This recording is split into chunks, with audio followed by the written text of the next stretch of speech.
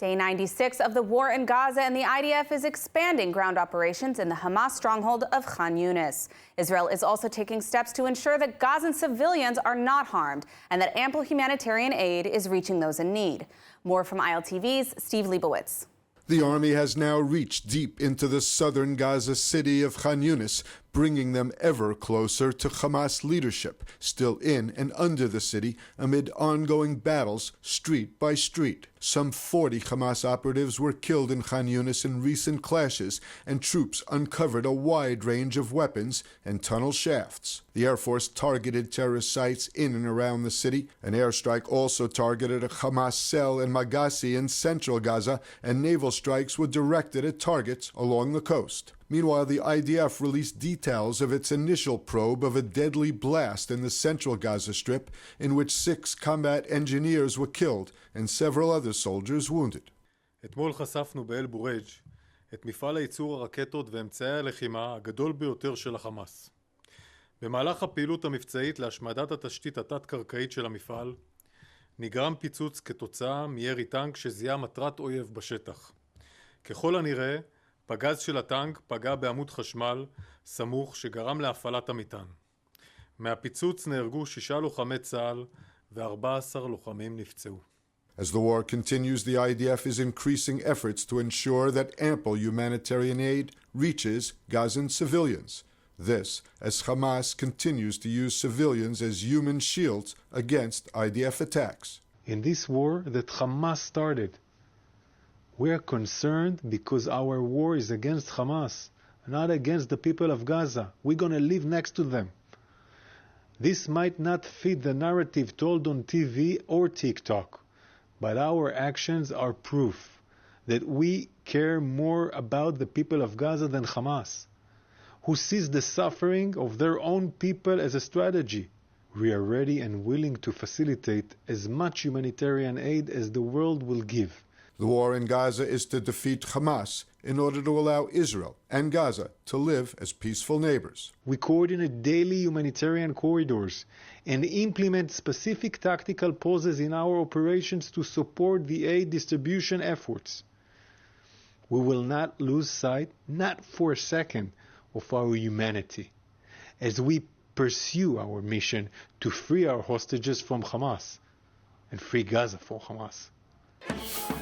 They deny the kidnapping of our children, the murder of our grandchildren, the rape of our daughters.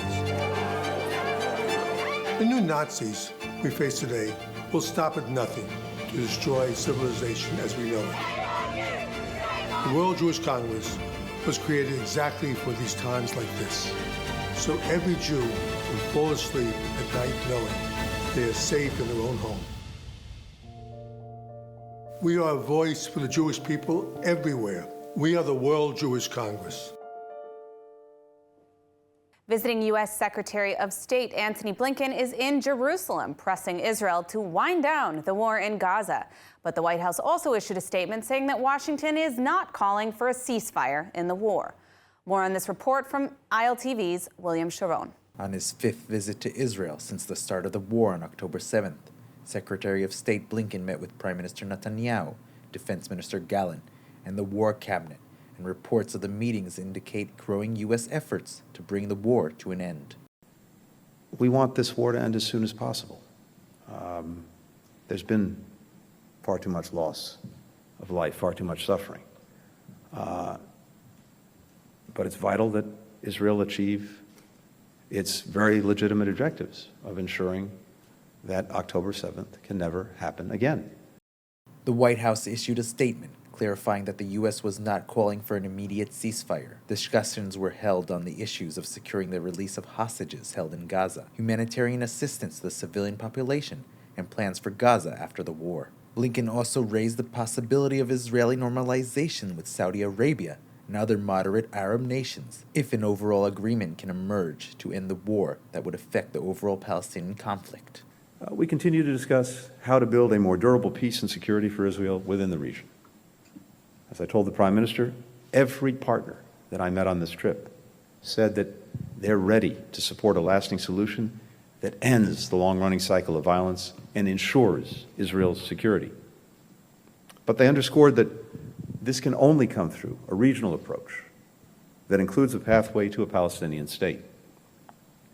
After South Africa submits a complaint accusing Israel of genocide to the International Court of Justice, Israel will defend itself this week against the baseless charges. Clearly, there is only one side with genocidal intent, and it isn't Israel.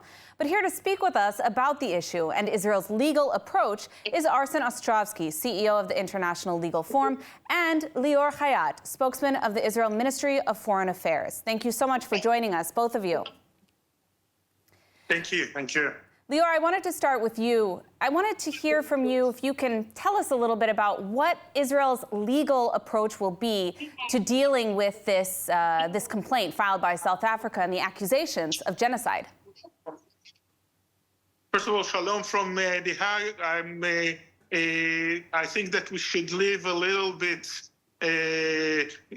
of this information to Friday morning for the actual hearing of the Israeli legal team and not reveal anything we don't want to reveal before that.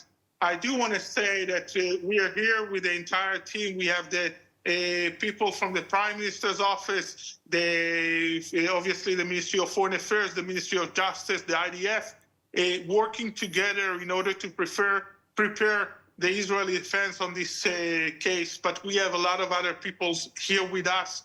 We have thousands of Israeli supporters, both from the Jewish community and for Christians for Israel, that are planning to be here in front of the courts starting tomorrow.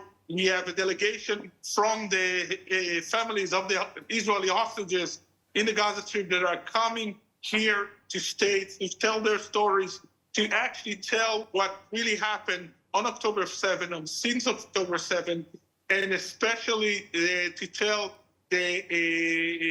talk about the war crimes and the crimes against humanity that Hamas terrorists have committed on October 7 and since, and to also talk about the fact that South Africa is being actually or is working as the legal branch of a terror organization of Hamas, representing a terror organization with these baseless accusations. Now, I was going to say the complaint from South Africa fails to address any of the genocidal activities and genocidal intent of Hamas that's explicitly stated even in their own charter. So, Arsen, my question for you is, how can we trust that this hearing would be fair in any capacity when the reality of Hamas isn't explained in the first place? Look, you're right. There's what is South Africa's case, and there's what is reality. And the case against Israel is entirely baseless, without any legal merit. And where Lior has rightfully said, where effectively they are acting as lead counsel for Hamas and the Iranian regime, for that matter. If there is to be a case made against the commission of genocide here, it is not by Israel, but it is by Hamas. It is a Hamas that is open in their proclamations of their intention of genocide, both in their charter and by their actions on October 7. And I think Israel must and will make that case forcefully to say that no, Israel is not guilty of these crimes. We're defending our citizens, trying to rescue our hostages, and doing everything possible, it should be stressed, to alleviate and minimize any harm to Palestinian civilians, which Hamas is intentionally, as we know, using as human shields. Now, given the fact that South Africa itself has quite a few of their own human rights issues, what do you think their interest is in bringing this case forward? I mean, clearly they aren't exactly a beacon of human rights. They've been graylisted for refusal to adhere to terrorism finance laws. They have quite a few issues with associations with terrorist organizations. Where do they get the credibility to even file such a complaint? Well, I don't think that it's a case of credibility. I think that South Africa chose the wrong side of history in this case, lining up with a terror organization. And no wonder that other famous anti-Semitic like Jeremy Corbyn, they decided to join the South African team, because this has basically an anti-Israeli and anti-Semitic roots to those allegations. And basically, you're attacking the victim after what we saw on October 7th and the genocidal intents of October 7th, accusing the victim of those crimes, it's just outrageous, and this is exactly what we're going to say here in Haz, both in the court and outside. Last question, I think. We also. We're running out of time, so I'm just going to ask you both one last question. In the event that the ICJ does rule against Israel, what are the repercussions and what will Israel do? Look, I think that there are a number of legal, obviously policy and diplomatic repercussions here, but that's a long way away. I think it's also important to underscore here that what South Africa is doing on behalf of Hamas is essentially that they are subverting the very meaning of the term genocide here, which I think is a great injustice, especially to the real victims of genocide, including those from the Holocaust, those that we've seen with other cases throughout history, Armenia, Sudan, and others. And I think we need to call them out, and there's subversion of law for the purpose of literally vilifying and attacking the Jewish state. Well, and I'll say that we are very confident that this court will find justice and will set this record straight on this issue. Absolutely. Thank you, Lior, Arsen. Best of luck in The Hague. Thank you very much. Experience the power of truth with ILTV News. If you're looking for quality content and captivating visuals, join our news community and become an integral part of our team as we embark on a mission to unveil the real Israel, dismantling the web of lies and misinformation that surround reporting on Israel. By subscribing to ILTV News, you will not only have access to the latest updates, but you will also amplify our message, creating a ripple effect that carries the truth far and wide.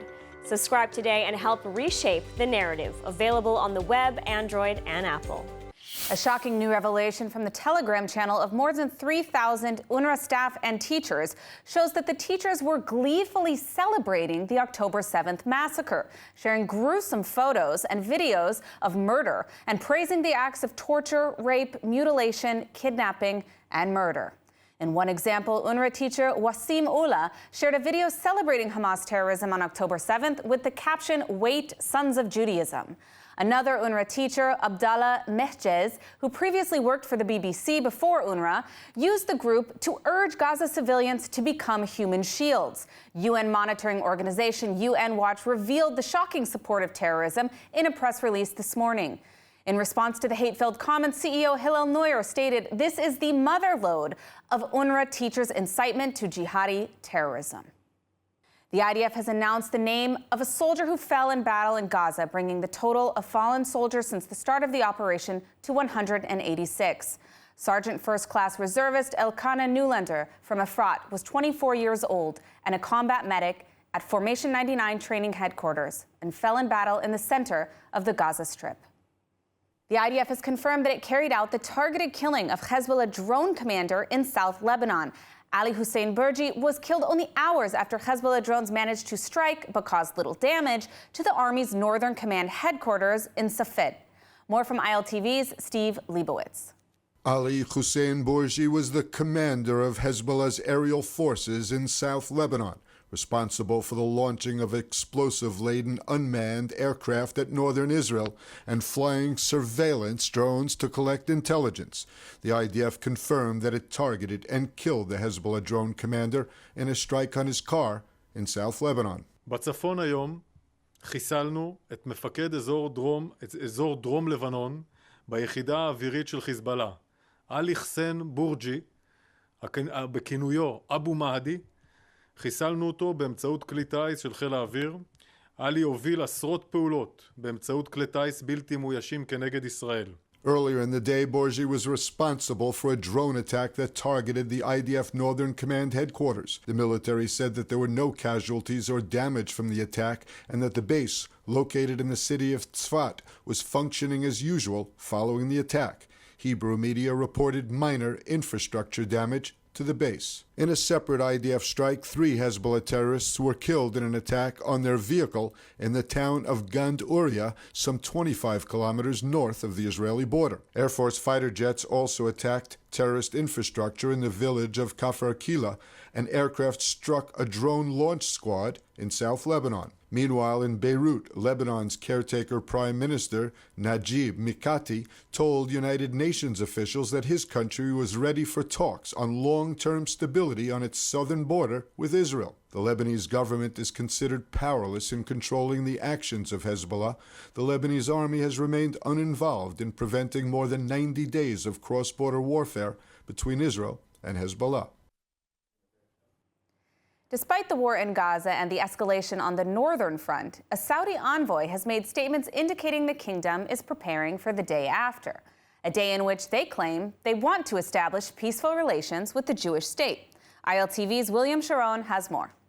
This week, Saudi Prince Khalid bin Bandar, the Saudi ambassador to UK, stated that Saudi is very open to normalization relations with the state of Israel under the condition that it is part of an overall two-state solution. In a radio interview, he stated, "We've been at this for a long time and willing to accept Israel for a long time, but we cannot live with Israel without a Palestinian state." Bandar also urged others to believe in normalizations and stated that even after October 7th, agreements such as the Abraham Accords do not come at the expense of the Palestinian people. Prior to October 7th, Israel and Saudi Arabia were closer than ever to striking a deal. While tensions throughout the region have intensified as a result of Hamas massacre on October 7th and the subsequent war, Saudi Arabia has remained open to the possibility of making peace with Israel throughout the conflict. This statement was also reiterated by U.S. and Saudi officials following the recent visit to Saudi Arabia by U.S. Secretary of State Antony Blinken. Israel has not responded to the comments explicitly, but remains committed to pursuing peaceful relations with all nations, including Saudi Arabia.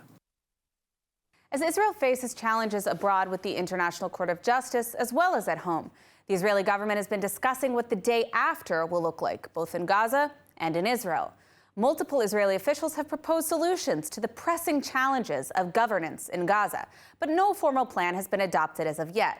Here to speak with us about the day after in Gaza, as well as the current situation in Israel, is Stella Weinstein, CEO and owner of Air Strategies Limited. Stella, thank you so much for joining us. Thank you for having me. I must say that I'm really, really thrilled to be here. The opportunity to speak to Jewish people abroad is very important to me. Well, we're glad to have you here.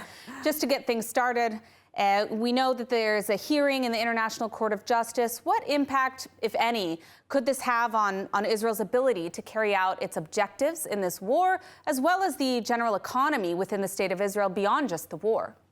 I have to tell you that in my point of view, this is a modern Dreyfus trial.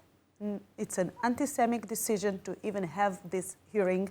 And you know, just yesterday, a woman in Iran was beaten to death, one was beaten to death, one almost to death, but no one puts Iran on trial for crimes against humanity. So in my point of view, we shouldn't go to that trial and send our representative to there, because even in being there, we are giving legitimacy and we are actually giving them the validation to put us on trial, and therefore we will have to make their decisions, and we cannot do that. We just cannot do that because, you know, they have no validation, they are meaningless, and that's the way that the ministers in the Cabinet of War should react to this kind of modern Dreyfus trial.